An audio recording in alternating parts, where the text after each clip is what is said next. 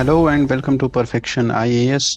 आज द हिंदू जो हमारा डेली एनालिसिस होता है द हिंदू न्यूज़ का, तो द हिंदू न्यूज़ एनालिसिस की सीरीज में इट्स 28 जुलाई 2023 और परफेक्शन आईएएस की यूट्यूब चैनल पे हम आपका स्वागत करते हैं। आज के न्यूज़ एनालिसिस में अगर आप देखो तो in addition to news there are 7 more topics which we are going to cover while we scroll through this newspaper. ठीक है। Now moving ahead in this discussion, the first news जो हम अभी बहुत दिनों से डिस्कस कर रहे हैं that is enforcement directorate. This enforcement directorate के जो डायरेक्टर संजय मिश्रा सर हैं, उनको टेन्योर का एक्सटेंशन मिला था and this was his third extension and Supreme Court intervened and said that no, he should step down from his position. But उसके against में फिर उसके लाइक बाद में जब सुप्रीम कोर्ट का ये डिसीजन आया था पिछले हफ्ते that Sanjay Kumar Mishra should step down from this position because till the time new enforcement director is being appointed. But कल वाली न्यूज में हमने ये देखा that central government has asked Supreme Court that there are actually mutual evaluation exercises. ठीक है, mutual evaluation चल रहा है अभी किसका, ईडी का और एफएटीएफ का, है ना, एफएटीएफ। ठीक है, तो दोनों चीजें ईडी और एफएटीएफ दोनों का एनालिसिस हमने कल देखा था that what is ED, what is FATF, how are the grey lists and black lists of FATF, FATF बना कैसे, इसका सेक्रेटरीट कहाँ पे है, हर एक चीज हमने देखी थी कल के डिस्कशन में। नाउ द थिंग इज कि कल जो सुप्रीम गवर्नमेंट ने रिक्वेस्ट किया सुप्रीम कोर्ट को that that plea which government placed before Supreme Court that due to these mutual evaluations, it's in the public interest and the national interest that he should continue with his office till the time these evaluation or till the time the FATF evaluations are completed. So top court goes back on its earlier judgment and says that in the wake of FATF evaluations, however, it will not accept any further requests for extension. तो इसके बाद extension नहीं मिलेगा, अभी मिल सकता है क्योंकि it's necessary for the larger public interest. ठीक है, तो that was a news from front page. ठीक है, उसके बाद moving ahead, there was a news from Delhi's dirty linen hanging out to dry. तो ऐसे जो आर्टिकल्स होते हैं इनमें आप एक चीज उठा सकते हो that is a case study. ठीक है, और you can take anecdote for your essay. ठीक है, तो ये दो चीजें आप उठा सकते हो, या तो केस स्टडी आप अपने जब आपके एथिक्स के पेपर में कोई केस स्टडी आता है तो उस केस स्टडी को सिंपलीफाई करने के लिए आपके पास दो तरीके होते हैं। ठीक है, either you resemble it with the similar case study or you exemplify with the similar case study and you examine कि सेम ही केस स्टडी है। फॉर एग्जाम्पल, अगर आपका केस स्टडी आता है that you are facing an issue और a case in your district जिसमें ऐसा चीज हो रहा है जैसा ये इस केस स्टडी में डिफाइन किया गया है दैट इज कि the sexual assault of the of a little girl who is just 10-year old and she was physically being abused by the owners. ठीक है, and she was a like a adult home worker or the domestic worker जिसको हम बोलते हैं। ठीक है, however अगर आप अभी देखो तो 311 children have been rescued from the Delhi by the Delhi police from factories and domestic work in 2023 alone. ठीक है, तो 300 से ऊपर के केसेस हैं। तो अगर ऐसा कोई केस आपके डिस्ट्रिक्ट में है तो then what will you do. ठीक है, तो that is how you can simplify your case study answer with this case study. ठीक है, or you can directly use this as an anecdote that how the poverty and how the circumstances which are around a young girl or a little child who is 10-year-old makes her life hell, as we see that the cruelty of humans or as we see the cruelty of or the unethical practices which humans are doing. ठीक है, तो इसमें बचपन बचाओ आंदोलन जिसका आप example दे सकते हो, that has worked very well in child rescue and reinsuring the child rights. Plus, you can also talk about the organization helping the persons who are rescued from bonded labor and secure their financial and other benefits from the central government. ठीक है, that's how it happens. ठीक है, ये जो case है ये दिल्ली का है. देयर इज अ कपल वो आर लिविंग इन द्वारका. उनने एक बच्ची को लिया था, हायर किया था for their stay at home help. और हेल्प ये थी, डोमेस्टिक वर्क ये था कि जो उनका छोटा बच्चा था उसका ध्यान रखना था. बट एक्चुअली में जब पता चला तो वो उससे बाकी सारे काम भी कराते थे, उससे cleaning, washing, clothing and all of it. और sometimes the abuse and thrashing her went to burning her with an iron also. ठीक है, तो जो आयरन हम कपड़ों पे लगाते हैं वो उसको लगाया गया था. तो that is why crowd and a mob came out और उनने इनको पीटा. दोनों जो ये कपल थी, one was pilot and another was aviation engineer. तो पीटने के बाद उन पे वो तिहाड़ जेल में चले गए और वो अभी जुडिशियल कस्टडी में है. While the child is under this she is under a child care this organisation और चाइल्ड केयर सेंटर में वो है अभी post trauma. Editorials will be discussed at the last. ठीक है, we will see the editorials about Yamuna and the meandering of Yamuna, and moving towards the news section, that is the national news. And अभी जो सबसे पहला news है, it's about the stapled visa for Arunachal athletes is unacceptable as was highlighted by India. तो China ने अभी क्या किया है, there is this case of stapled visas. पहले ये समझते हैं कि स्टेपल्ड वीजा होता क्या है. ठीक है, तो स्टेपल्ड वीजा कुछ नहीं होता है. इसके साथ आपको, जब आप वीजा अप्लाई करने जाते हो, तो आपको जो पासपोर्ट होता है उस पे पासपोर्ट जो इमिग्रेशन ऑफिसर होता है वो एक सील स्टैम्प करता है उस पासपोर्ट को कि हाँ, now you are allowed for like your visa is for tourism, your visa is for employment, you have this kind of visa और that kind of visa. That is the stamp which they give on passport. ठीक है, that is normal visa, है ना. But stapled visa में क्या होता है, passport पे स्टैम्प नहीं पड़ता है, but there is a paper. ठीक है, जिसपे सारी डिटेल्स होती है और इस पेपर को स्टेपल किया जाता है. किसके साथ, पासपोर्ट के साथ. ठीक है, बस दैट्स इट. इस पेपर को स्टेपल किया जाता है आपके पासपोर्ट के साथ. अब ये इशू क्या है, इशू ये है, चाइना जो है, China Arunachal and Jammu and Kashmir, यहाँ के सिटीजन्स को इशू किया है अभी तक स्टेपल्ड वीजा. जब भी वहाँ के ट्रैवल की बात आती है कि जब भी यहाँ से कोई सिटीजन इन दो स्टेट्स से चाइना जाना चाहता है, तो वहाँ पे जो चाइनीज इमिग्रेशन ऑफिसर्स हैं, they give you a stapled visa. ठीक है, और कौन सी कंट्रीज है जो ये स्टेपल्ड वीजा देती है, क्यूबा, ईरान, सीरिया, है ना, North Korea. These are such countries, या वियतनाम, जो स्टेपल्ड वीजा देती है. And these countries issue the stapled visa. Why? Because they are on this thing that the mutual agreement between the two countries on some disputed land, on some disputed area, or the claims, the false claims of territorial aggression by China, they are there. और जिसकी वजह से ये अब issue बनता है फिर in the bilateral ties.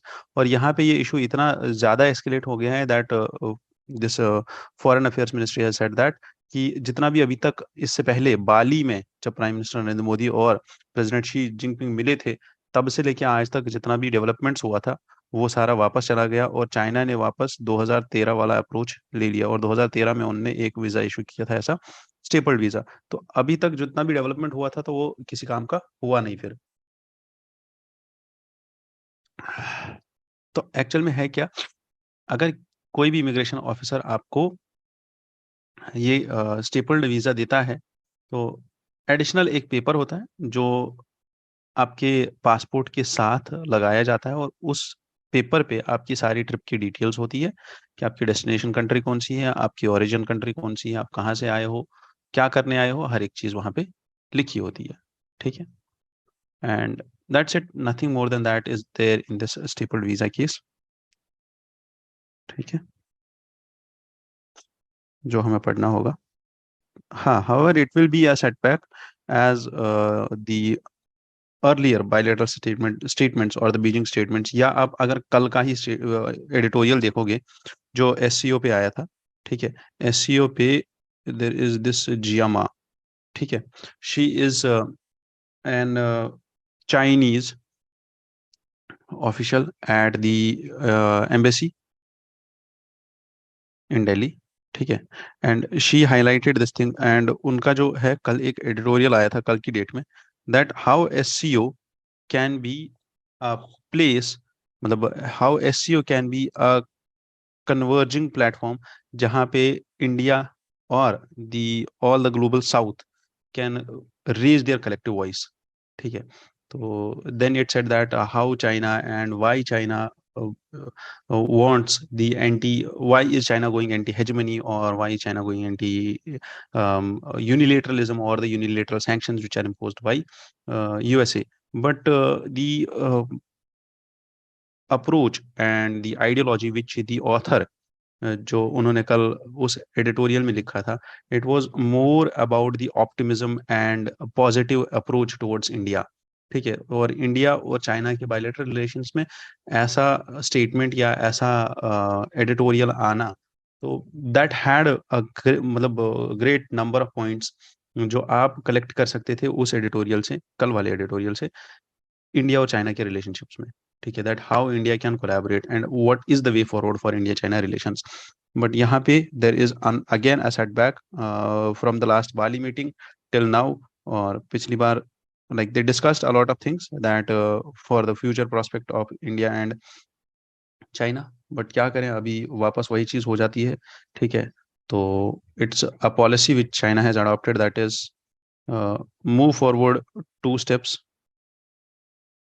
है ना, and then take back 1 step and you gain 1 more step, ठीक है। That is something which is which China is following a policy in territorial aggression, ठीक है, कि ये पहले इतना ज्यादा हमला कर देता है बॉर्डर एरिया में या आपके बॉर्डर पे, कि ये 2 स्टेप अंदर आ जाता है, फिर 1 स्टेप पीछे ले लेता है कि हाँ ठीक है अब बार्गेन हो गया, ठीक है। तो same thing it's doing here also, है ना। Then comes the Women's Bill. A Women's Bill was back in 2010 when it was passed by Rajya Sabha, and it proposes 33% reservation for women in Lok Sabha and state assemblies. And this bill was passed in March 2010. 2010 में ये bill pass किया गया था, but तब से लेके आज तक ये bill it was however lapsed, ठीक है। 2010 के बाद से अभी तक बिल रहेगा तो नहीं, but it was lapsed. However अभी रिसेंटली एक और मतलब डिस्कशन छिड़ा है इस पे, that this bill should be considered, है ना। तो we will just talk about women reservation, है ना।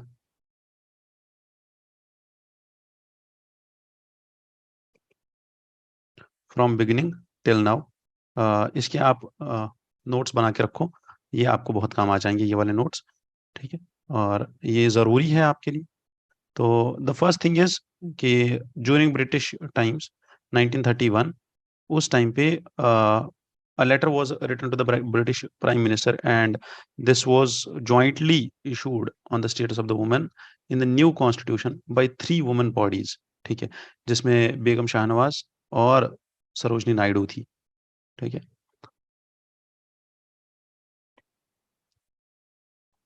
नायडू, एंड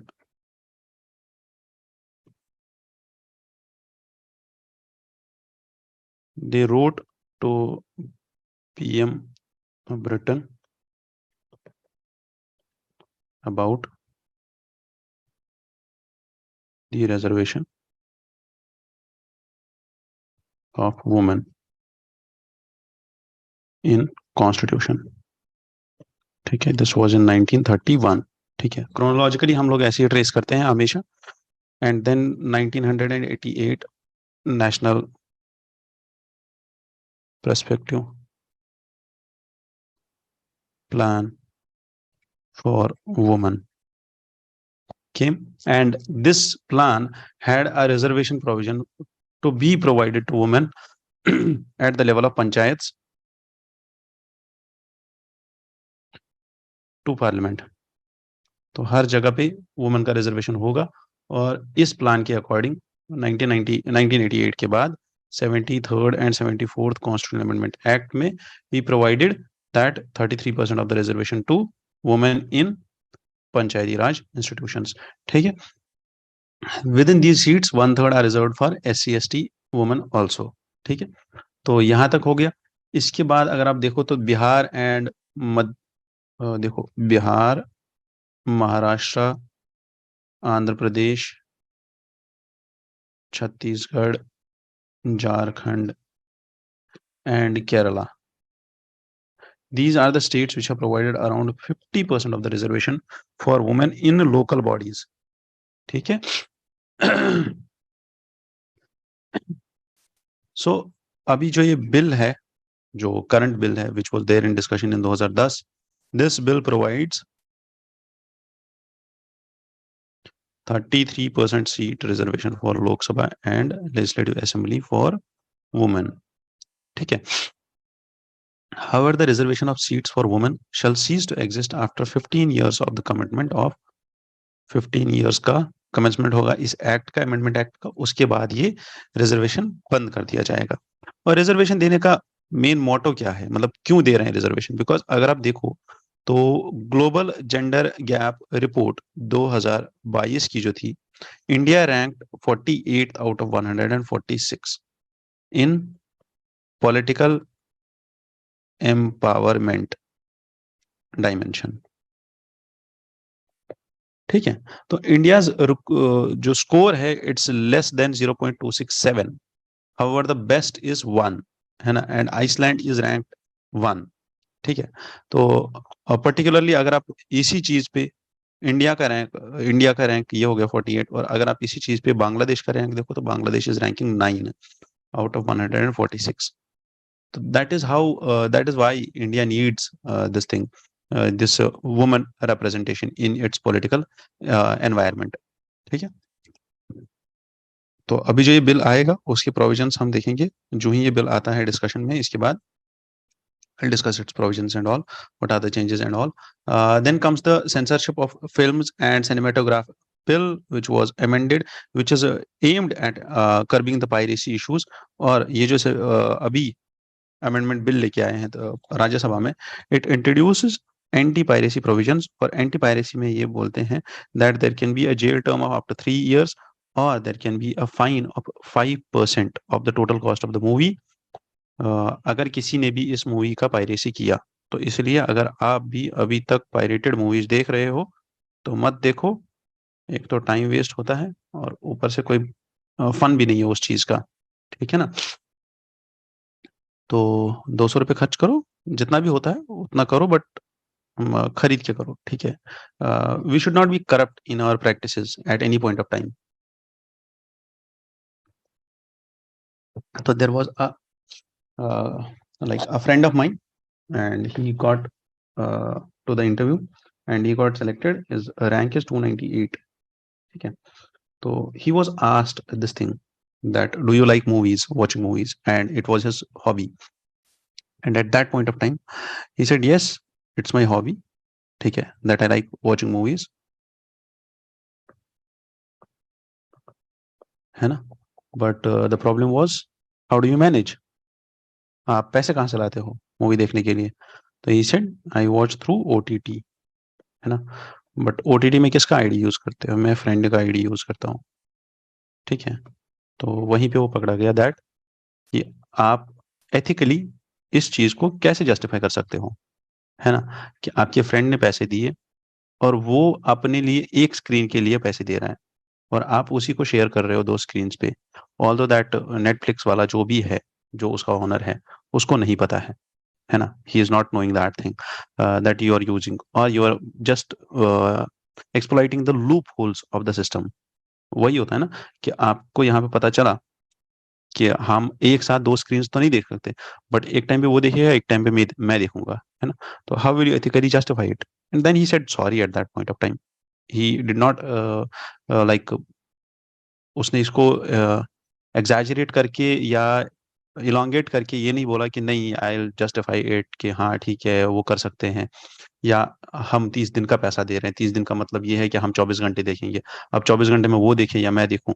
तो वो भी था एक पॉइंट जैसे वो कर सकता था, but he said sorry, this is something which is unethical to me also. That is how you become a good bureaucrat and that's how you become a good human actually। तो censorship को लेके, है ना, there is 2 committees जिनका नाम याद रखना है, justice Mukul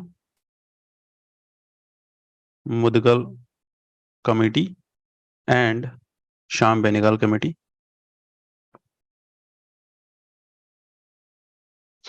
which have also considered, which have recommended the major part of this, which have recommended major part of this, what do we call this, censorship and the Censorship Amendment Act, या draft cinematograph amendment bill which was there passed in 2008, which was there, which is there in consideration. ठीक है, तो इनकी recommendations को भी consider किया गया है। यहाँ पे हमारा ये तो प्रीलिम्स का पॉइंट होगा, प्लस प्रीलिम्स में हमें आ सकता है CBFC। ठीक है, what is CBFC? It's central board of film certification, it's a statutory body under Ministry of Information and Broadcasting. It regulates the public exhibition of films under the provision of Cinematograph Act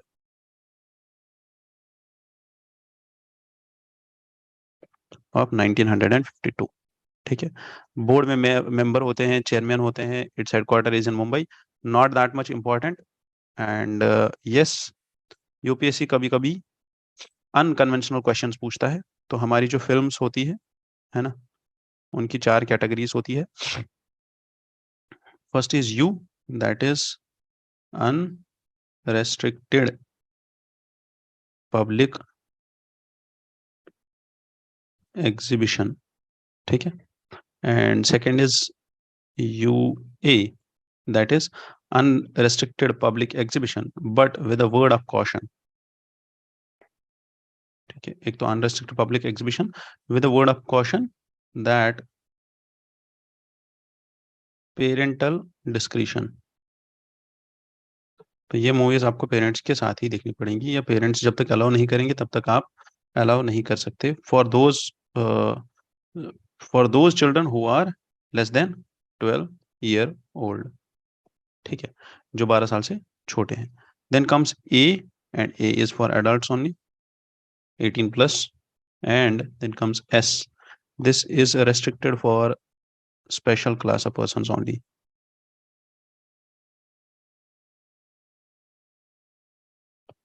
ठीक है, तो इस चीज को याद रख लेना।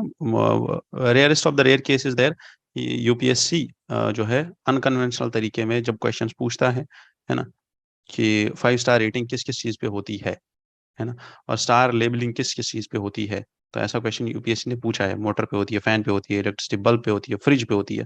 तो that is something which UPSC sometimes ask, तो उसका थोड़ा सा ध्यान रखो, and that may help you, ऐसा क्वेश्चन अगर वो पूछते भी हैं तो।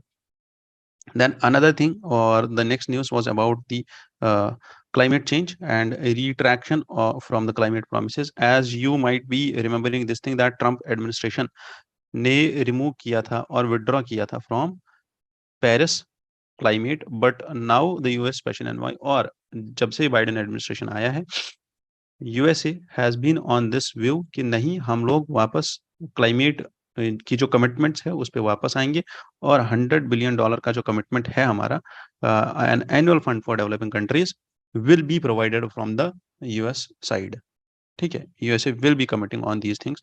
तो ये तो जो यहाँ पे एनवॉय है उसका जो इंटरव्यू लिया गया था उसके अलग पॉइंट्स हैं, but we need to revise at least Paris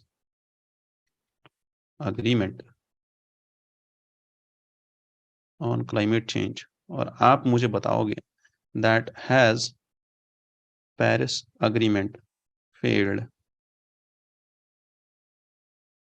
on its provisions।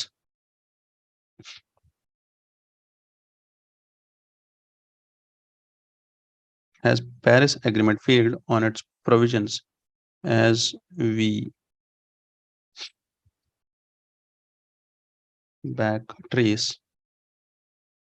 the recent events?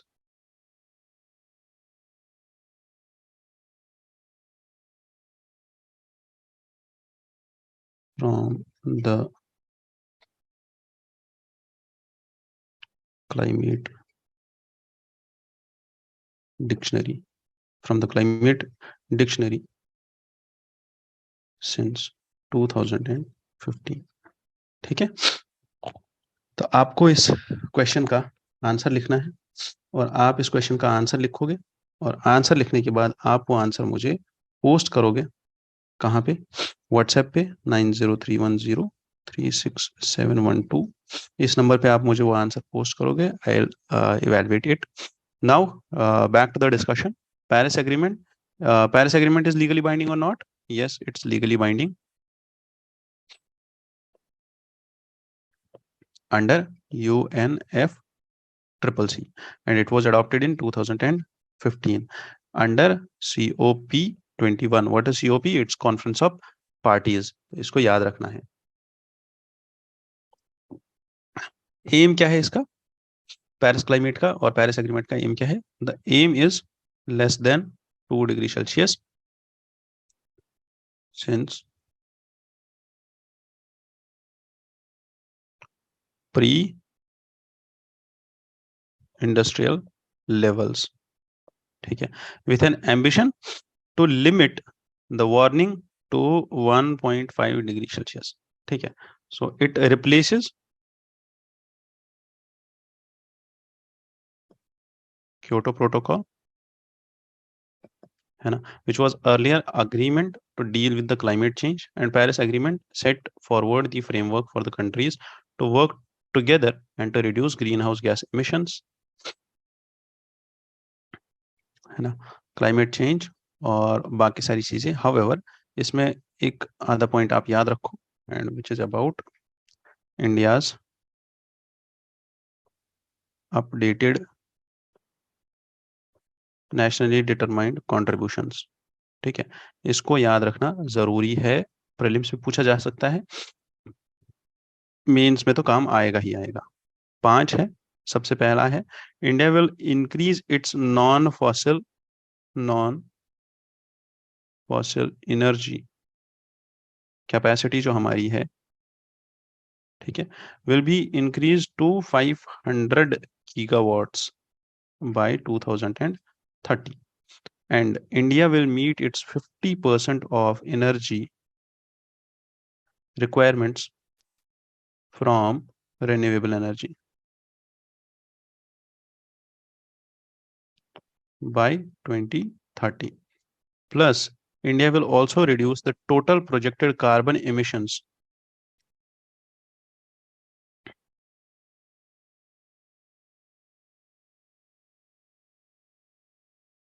will be decreased by 45% from previous targets of 35%. तो earlier target was 35%, now it's 45%.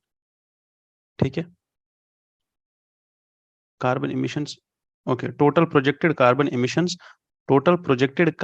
emissions will be decreased by,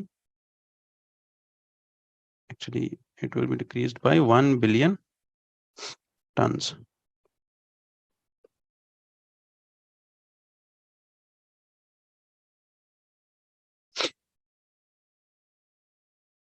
1 billion tons from now to 2030. 2030 तक हम 1 billion ton तक reduce कर लेंगे. और उसके बाद क्या है, 2030 से पहले पहले India will reduce it's carbon intensity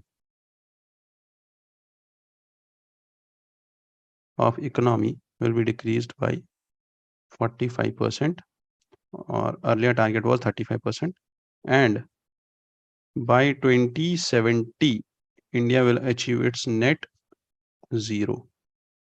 ठीक है, so that is something which we have to remember for our prelims and means both. इसके बाद net zero होता क्या है? Net zero refers to balance where emissions of greenhouse gases, ठीक है, are equally absorbed by equivalent amount from, are offset by the absorption of equally amount from the atmosphere, equivalent amount from the atmosphere, कि जितना आप release कर रहे हो उतना आप वापस एब्जॉर्ब भी कर रहे हो। ठीक है, तो this is a critical measure to successfully take climate change and its devastating consequences. कि जितना आप रिलीज कर रहे हो जीएचजीज, ऐसा नहीं है कि जीएचजीज रिलीज ही नहीं करनी है या खत्म करनी है, नहीं, जितना आप रिलीज कर रहे हो उतना आपके पास कार्बन सिंक कैपेसिटी भी है। ठीक है, अगर आप चाइना का देखो, है ना, China has announced no new pledges, well as it has previously pledged that it will reach its net zero by 2060। USA, USA क्या करेगा? यूएसए में एक लेजिस्लेशन आया था और जिसकी बिना पे they will do 555 trillion dollar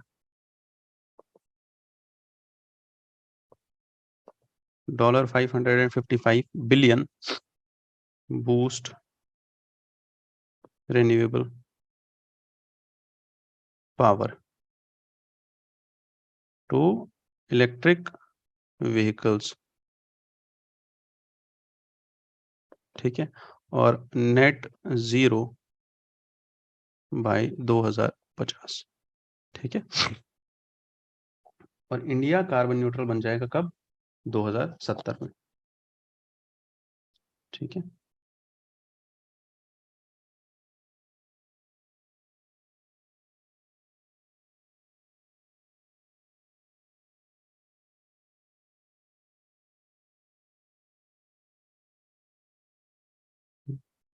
that is about climate change and the commitments in the climate change.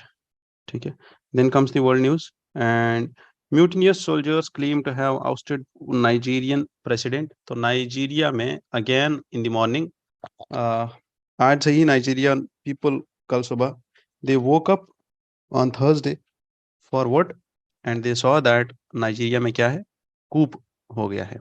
और कूप का मतलब क्या होता है? कूप का मतलब ये होता है that army has taken power, और वहाँ की जो मेन स्ट्रीम गवर्नमेंट है, जो नाइजीरिया के प्रेसिडेंट है, the democratically elected government, they are set apart. ठीक है, उनको साइड में कर दिया जाता है और उनका पावर सारा क्लेम कर लिया जाता है। अब नाइजीरिया एक ऐसा स्टेट है जहाँ पे अराउंड अभी तक 5 बार कूप हो गया है, और इस बार एक और हो गया तो 6 हो गया। ऑल्दो अभी तक जो कूप है वहाँ का, that has not yet been officially admitted. However president का जो गार्ड है, जो प्रेसिडेंट को गार्ड करते हैं security forces, they have tightened the security and all. और मिलिट्री जो वहाँ पे चीफ्स हैं, they came on the local television and they claimed this thing that the Nigerian government is under Nigerian government is, we are dismissing the Nigerian government and we do not support it। और कूप का announcement उन्होंने कर दिया था। ठीक है, but अभी तक अगर आप इसको भी काउंट करो तो 6 बार अभी तक कूप हो चुका है सिंस 1960। 1960 में ये देश आज़ाद हुआ था। 1960 से लेके 1990 तक 9 तक 5 बार हो गया था। अभी फिर से हो गया और 6 बार हो गया अभी तक कूप।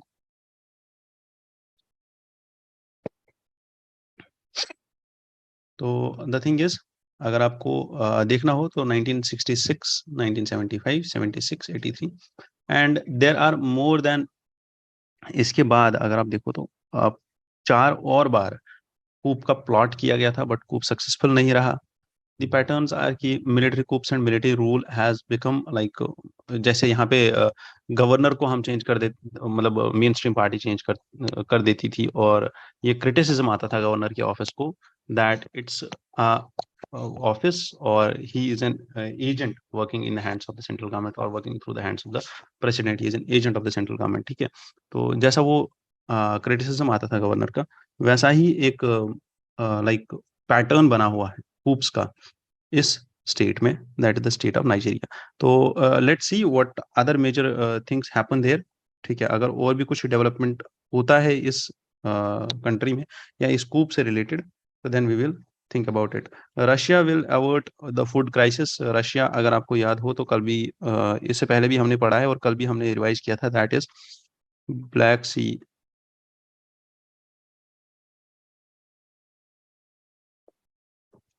ग्रेन डील से जो है एग्जिट किया है किसने?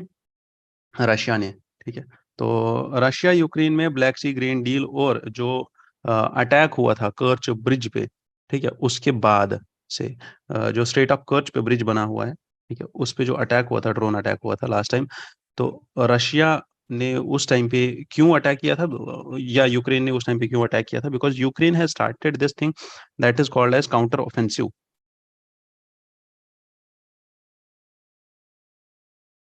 What is counter offensive policy? कि अगर आपको याद हो तो अभी विलिनियस लिथुआनिया में जो समिट हुआ था नेटो का, उस टाइम पे प्रेसिडेंट जेलेंस्की वेंट देयर, उनने वो अटेंड किया, और वहां पे एक चीज बनी थी दैट इज यूक्रेन काउंसिल और the NATO Ukraine council for what, for the war related developments, and European powers and USA has promised Ukraine that they will help them. ठीक है। और यूएसए या यूरोप से वहां पे क्लस्टर म्यूनिशंस गए हैं, कहाँ पे? यूक्रेन में। तो that are some points of development, या सम जो आप ले सकते हो दैट माइलस्टोन स्टेप्स, जिनको आप ट्रेस कर सकते हो बैकवर्ड्स, कि अभी तक क्या सीन हुआ है रशिया यूक्रेन क्राइसिस में। ठीक है। तो again we have already discussed it in detail, but हाँ, एक दो दिन में अभी ये चलेगा, ठीक है, ग्रीन डील का। तो एक दो दिन में you will see one more article about this thing, और उस टाइम पे we will discuss it again. The news is about PLI scheme, ठीक है, production linked incentive scheme, and now the finance minister Shri Nirmala Sitharaman ji has said that government may extend PLI scheme to chemicals and petrochemicals. ठीक है। तो PLI scheme है क्या, और अगर आपको ये रिवाइज करना है तो हम इसको रिवाइज करेंगे, ठीक है, which has been our format in this series. तो PLI स्कीम क्या है? PLI scheme is a positive impact scheme for employment generation. और ये करती क्या है PLI स्कीम, कैसे करती है, इसका ऑब्जेक्टिव क्या है? पहला ऑब्जेक्टिव है एम्प्लॉयमेंट जनरेशन, प्रोडक्शन और इकोनॉमिक ग्रोथ एंड एक्सपोर्ट्स, इसको इंक्रीज करना। अब इसको इंक्रीज करने के लिए क्या करती है? करती है इंसेंटिवाइजेशन। जो मैं यहाँ पे वर्ड्स लिख रहा हूँ, इन्हीं वर्ड्स को फॉलो करना है और इन्हीं वर्ड्स को यूज करना है। इंसेंटिवाइजेशन ऑफ प्रोडक्शन, ठीक है। और ये इंसेंटिवाइज करती है प्रोडक्शन को, ये हमें पता कैसे चलेगा?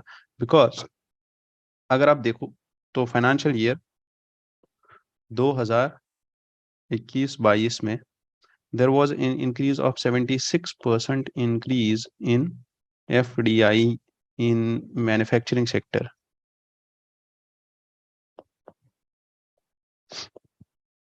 ठीक है। प्लस अगर आप देखो तो सबसे ज्यादा इंक्रीज जो हुआ था वो मेडिकल अप्लायंसेस में हुआ था, ठीक है, इन टर्म्स ऑफ FDI। और अगर आप वैल्यू एडिशन देखो, ठीक है, तो 20% of value addition has been achieved in mobile manufacturing in 3 years। ठीक है, in 3 years। India's export basket, और इंडियाज एक्सपोर्ट बास्केट जो है वो इंक्रीज हुआ है। Exports of India have increased and exports were boosted by 2.56 lakh crores till 2022-23 financial year. तो अगर आप देखो तो दिस मच ऑफ, ये जो 4 पॉइंट्स है, ये जो 3 पॉइंट्स मैंने यहाँ पे डिस्कस लिखे, यही आपका इंट्रोडक्शन बन जाएगा। जब आपको क्वेश्चन आएगा, क्या क्वेश्चन आएगा यूपीएससी मेंस में? क्वेश्चन आएगा that critically evaluate the achievements and failures of PLI scheme. ठीक है।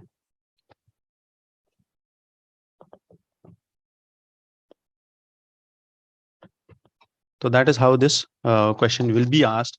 और ऐसा एक क्वेश्चन अगर आप आंसर लिखते हो तो you can send it to me on WhatsApp, same जगह पे जहां आपने जहां मैं पहले भी बोलता हूँ, द सेम नंबर 9031036712।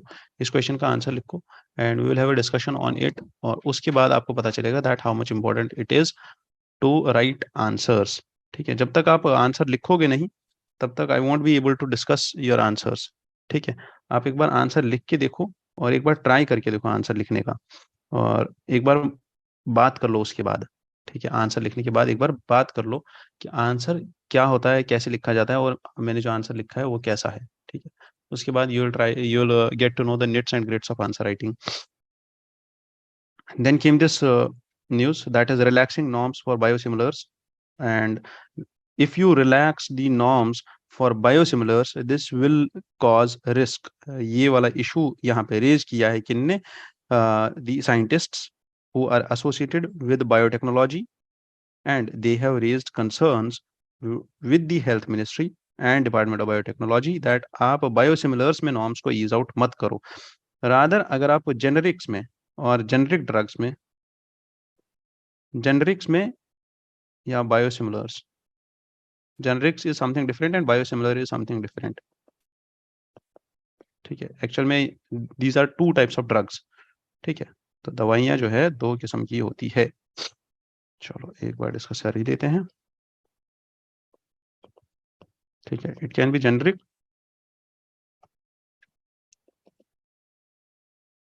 बायोलॉजिकल्स। ठीक है, जेनरिक मेडिसिन आर जिसमें आप एपीआई और एक्टिव फार्मास्यूटिकल इंग्रेडिएंट्स यूज करते हो, दिस इज केमिकल बेस्ड। ठीक है, दीज आर केमिकल्स जो आप यूज करते हो, इसमें कोई भी सिंथेटिक केमिकल होता है। ठीक है, but biologicals, these are biological medical products जिसमें बायो मीन्स लाइफ। इसका मतलब क्या है? इसका मतलब ये है इसमें आप सोमैटिक सेल्स, ठीक है, सोमैटिक सेल्स के साथ साथ प्रोटीन्स, शुगर्स, टिश्यूज, ठीक है, और लिविंग मेडिसिन भी यूज करते हैं इस बायोलॉजिकल्स को बनाने के लिए, या इसको बोलते हैं बायोफार्मास्यूटिकल्स।